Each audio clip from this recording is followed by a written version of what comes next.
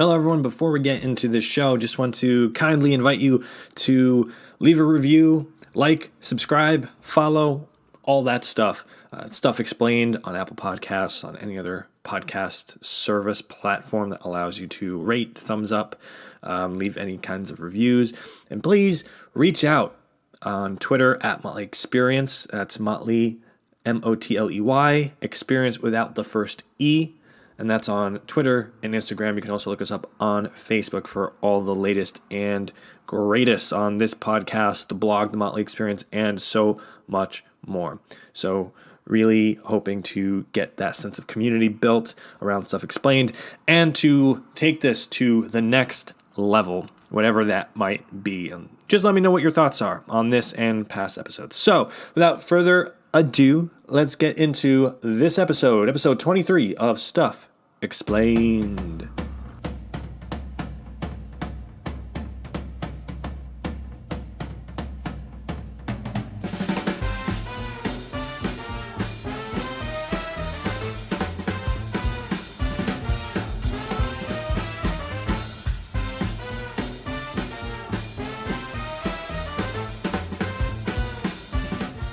Life is a journey of exploration, learning, and growth.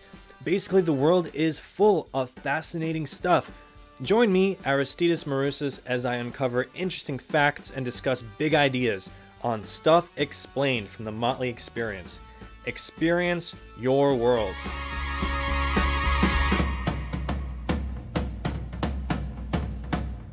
Hello, everyone, and welcome to episode 23 of Stuff Explained from the Motley Experience. Again, I'm your host, Aristides Marousas. Last week, I covered aromatherapy to bring in the new year and the many benefits of using these naturally occurring essential oils. I just find how that sense of smell can be so healing, and there's mounting research slowly and surely that point to the beneficial impact that aromatherapy can have. I'm an advocate of it, but again, check out last week's episode, and you can make your own mind up based on what I share. And I do go into the benefits and risks, but I want to keep on track exploring that sense of smell in this week's episode, shifting from wellness and well-being more into fashion. And so this week's episode is going to be all about fragrance, colognes, perfumes, the origins of what are the different types, the right method of application, so on and so forth. So buckle up and get ready for this ride of Stuff Explained.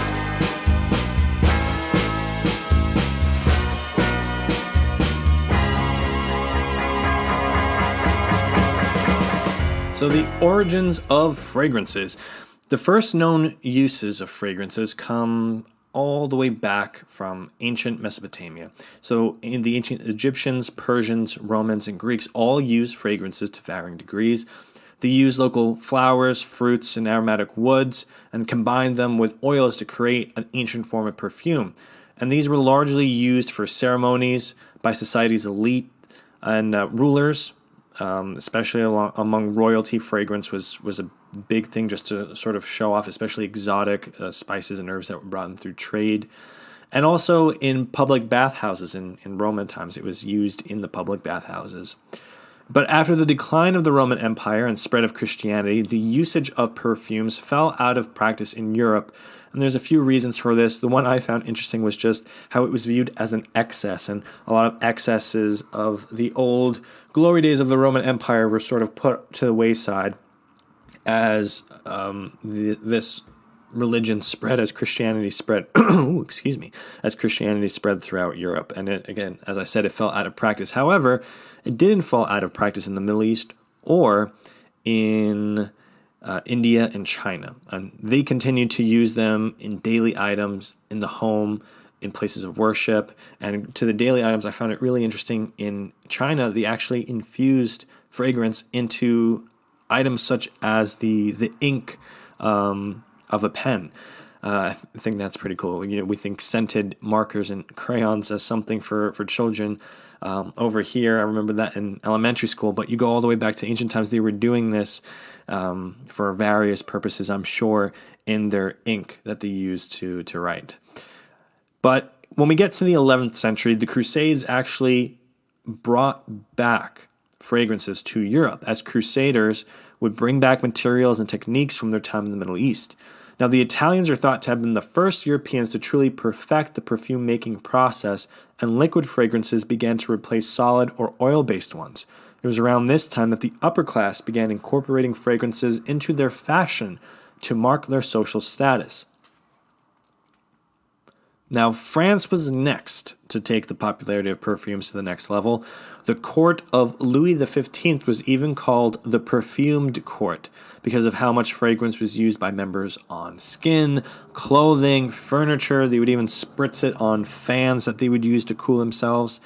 And if we jump a few years after that, we see a lot of scientific advancements in terms of chemistry and things like that in the 18th and 19th centuries, as well as just the Industrial Revolution was taking place. And so this led to a larger industry and the emergence of fragrance houses in Europe. And this leads to where we are today, fast forward, where fragrances are made for mass market appeal. But there is a steady resurgence in perfume artisans that are crafting niche fragrances. So we talked about a brief history, origins of fragrances, but now what are the different types? Yes, there are actually several different types of fragrances available to both men and women that you should be aware of. One of them is parfum. This is the longest lasting fragrance available as it has the highest concentration of perfume oils, about 15 to 40%. Parfum fragrances tend to be thick and last all day long. Next is eau de parfum, and this actually is translated into water of perfume. The perfume oil concentration is 15 to 20%. It's suitable for all day, everyday wear, and has a low enough alcohol content to be safer for those with sensitive skin. It's actually through eau de parfums that most successful fragrances are introduced to the market. This is how they begin before the other fragrance types are made available for purchase. Next is eau de toilette. This is the most popular form of daytime fragrance with a concentration of 5 to 15%. And it's said that eau de toilette are better used for daytime wear, while eau de parfum should be used for the evenings and late nights. A quick fun fact, the term eau de toilette came from the French term faire sa toilette, which means getting ready. So not toilet, but just the act of getting ready. So just, that quick wash that you might do before you go out, and something along those lines is where eau de toilette is thought to come from. Next is eau de cologne. Now, while cologne is the umbrella term for male fragrances in Western culture, especially the U.S., when you hear cologne, it's just strictly for man. It doesn't necessarily have any connotation of concentration of the perfume oils. But from a technical perspective, eau de cologne is a variation that's used to describe a very light concentration of perfume oils, so about 2 to 4%. This only lasts for a few hours, so a more generous application is needed until you are just freshening up. So again, cologne is sort of this umbrella term used for male-oriented fragrances, while eau de cologne is an actual fragrance type. Last but not least is Eau Fraiche, and this is the weakest fragrance, so maybe least, with a similar concentration to eau de cologne. However, this contains less alcohol and more water. So this, you basically get like a blast of scent in the beginning, but it quickly fades out. So it's not something that's going to follow you around for too long. Psst, hey you. Yeah, you over there listening to Stuff Explained from the Motley Experience. So if you're already listening to Stuff Explained from the Motley Experience, why not take that next step and head on over to themotleyexperience.com/connect. Then all you got to do is enter your email address and you instantly become a part of the Motley Experience community. By doing this, you'll get the weekly insider newsletter that gives you all the latest and greatest from the Motley Experience, including updates from your favorite podcast, Stuff Explained. Again, themotleyexperience.com/connect. There's absolutely nothing like having custom-made quality music for whatever your project might be. So if you're in the market for custom-made music, look no further than Retcon Industries. They provide tailor-made music for all sorts, whether it's professional wrestling, podcasts, trailers, and so much more. They can do it for you. So for more information, go to www.retconindustries.com or email my good friend Greg at retcongreg@gmail.com. Retcon Industries can also be found on Facebook and on Instagram at Retcon Industries. That's RETCON Industries.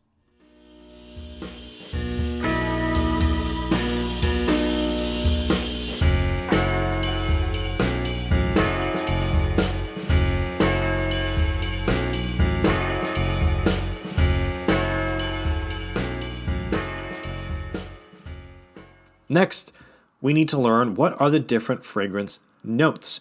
So there are actually three main layers to a fragrance, and this is something that I didn't really know about before. So the top three layers, there's three layers. The top of the three layers is called the top note.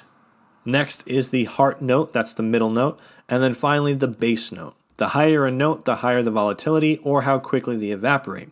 So top notes last around 5 to 15 minutes. They're kind of that first whiff you get when you spritz cologne or perfume on yourself. And the popular scents include citrus, such as lemon, orange, and bergamot, and also floral scents like lavender, rose, and basil. Next, we get to heart notes, and these are the intermediary between top notes and base notes. And these can make up about 70% of the total scent, and so last longer than top notes, or about 20 to 60 minutes. Popular scents here include jasmine, geranium, cinnamon, pepper, lemongrass, and cardamom. So, as we work through the heart note, we eventually get to the base note, and this is the fragrance foundation. They generally begin to appear about 30 minutes after application, and are heavier, which means they sink more into the skin and last longer, about 6 hours or even more. Popular base note scents include vanilla, amber, musk, patchouli, sandalwood, and cedarwood.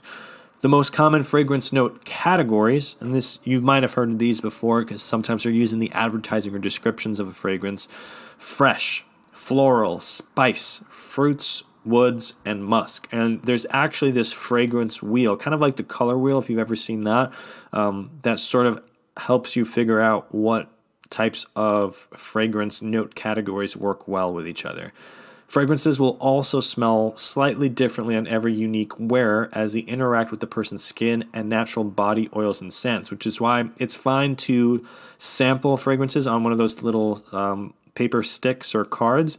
But at the end of the day, it's still not going to give you a good representation of how it will interact with your body. And don't forget, depending on the type of soap you use and things of that nature, if you use any body lotion or creams, that will also affect the fragrance and how it will smell, and just the interaction with everything needs to be taken into consideration. So now that we know what type of fragrance you might be interested in getting, what's out there, what's available on the market, you go, you purchase it, you make this educated decision, but now how do you apply it? Because a lot of people actually apply fragrances incorrectly. So while knowing what type of fragrance is extremely important, so too is knowing how to properly apply. So you want to spray on dry skin, preferably a few minutes after a shower so your pores are open and can more easily absorb the fragrance. You want to hold the bottle about 3 to 6 inches away from your skin when applying. You apply lightly at first. If you're trying to apply a fragrance for the first time, apply to heat areas, and this includes the chest, neck, lower jaw, wrist, the forearm, the inner elbow, and shoulder. Do not apply to these areas all at once. You don't want to overwhelm them, but only as needed to create an adequate sillage, which is a scent trail. So you want to have a scent trail that, as you walk by, makes people curious. You don't want to overwhelm them. Some people douse themselves in fragrance. I know I've fallen into that trap sometimes if it's a new one and I'm wearing it for the first time and I apply it like I might apply something that's usually a little bit lighter. So I usually go wrists, chest, and maybe a little bit around the neck. But depending on the actual scent itself, I might need to do 2 quick spritzes. But if you fall into a heavier scent, it generally does not need as much. And you just want to take that into consideration and be conscious of that before you overdo it. And, no one wants to be that near that person who reeks of whatever fragrance. There's such a thing as too much of a good thing. And you want to reapply only when required. And you might want to do this during the middle of the day. So if it's a lighter fragrance and, the day's wearing on and starting to fade away, just a quick spritz and you're good to go. You don't want to crush the notes by rubbing your wrists together. And this is something that I would do frequently. It's just, I guess I was taught this just to sort of get that scent, more vivid is what I thought essentially when I would rub my wrists together. But it actually makes the scent weaker. So you don't want to do that. And you also don't want to waste any of the fragrance, especially since some of these fragrances can be quite expensive, doing the quote spray and walk. So most of the fragrance, when you sort of make that cloud to walk through, will not have the chance to interact with your body really in any way. So you're essentially wasting a very, very great percentage of whatever you just sprayed into the air. Do not spray directly onto clothing. Don't do it. This is kind of a pet peeve of mine. My brother, I'm going to throw him under the bus. He used to do this when he was younger, and it bothered me so much. So you don't want to spray onto your clothing because, first of all, it's just not as effective as spraying onto your body and skin because it interacts with that, and the heat from your body is what kind of triggers the scent to really go through all those 3 layers and really get the most out of it. And, it's that heat that helps trigger the different layers of the notes of the fragrance. This could also lead to stained clothing. So you want to be careful of that. You could stain your clothes by spraying on your clothes, so avoid that. And also don't forget, a lot of clothes, if they're freshly washed, will generally smell of whatever, detergent you use. So you're essentially mixing the fragrance in with the detergent as opposed to actually spraying it on your body and making your body smell. And again, remember that less is more. Less is more. You want, again, that sillage, the sillage, in English, sillage. In French, that scent trail to be faint. You want people to wonder, where was that? Where did that come from? Or when, you lean in for a hug or something like that, a greeting, you want that little bit to sort of whisk past them a little bit. They just catch a little whiff, just a little whiff to pique their curiosity a little bit. Don't overwhelm them. Less is more. The best way to keep your fragrances, you want to keep them in cool conditions. So a good condition is to store them in a cool and dry place away from the sun or other forms of light. This was another area where I was not following until I read this. So I would keep them, and many people I think keep them in the bathroom. The problem with the bathroom though typically is that there are very great fluctuations in temperature and humidity. Especially if it's not a well-ventilated bathroom. When you have a hot shower, obviously the place fills up with steam and the temperature is going up and down, and it's just not an ideal place to store things like fragrances or even makeup, for example. So you want to be very careful as to what you actually store in your bathroom.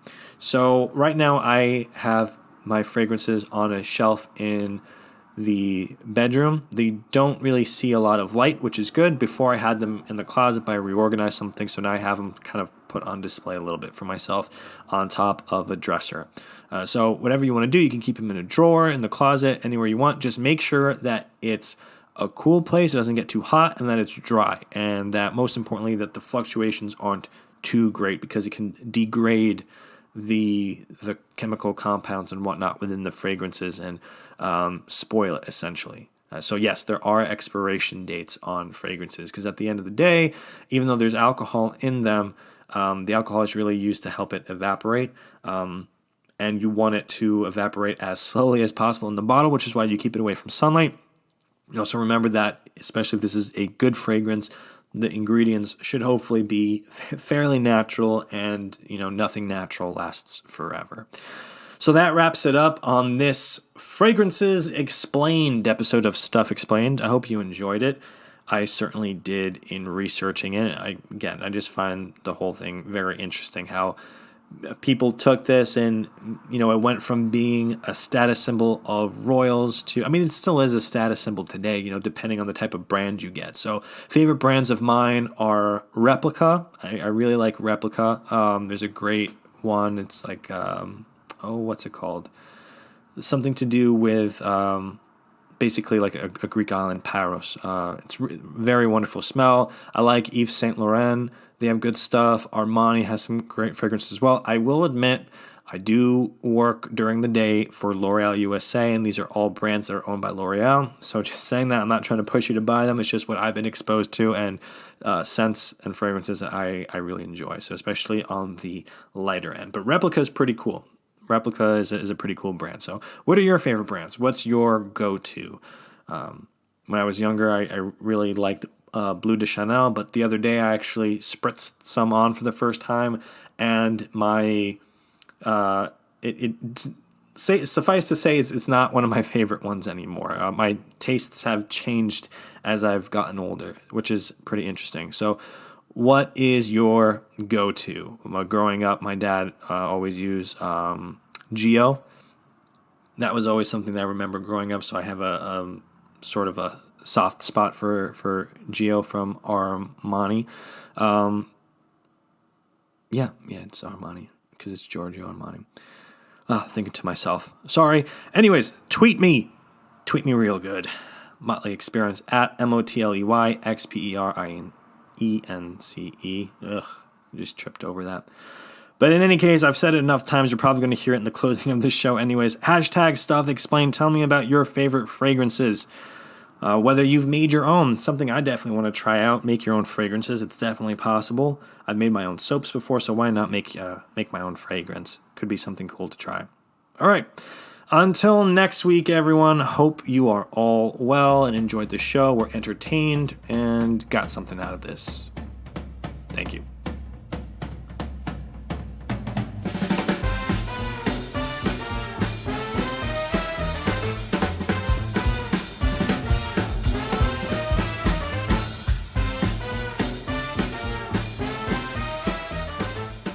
Stuff Explained is written and produced by me, Aristides Marusas. Music is produced by the talented Greg Massey of Retcon Industries. Visit themotleyexperience.com for more thoughtful original content, and you can also find links to the sources used for each episode of Stuff Explained. Like us on Facebook at The Motley Experience, follow us on Twitter and Instagram at Motley Experience, and use the hashtag Stuff Explained. If you like this episode, leave a review, subscribe, and share with a friend. Thank you for listening.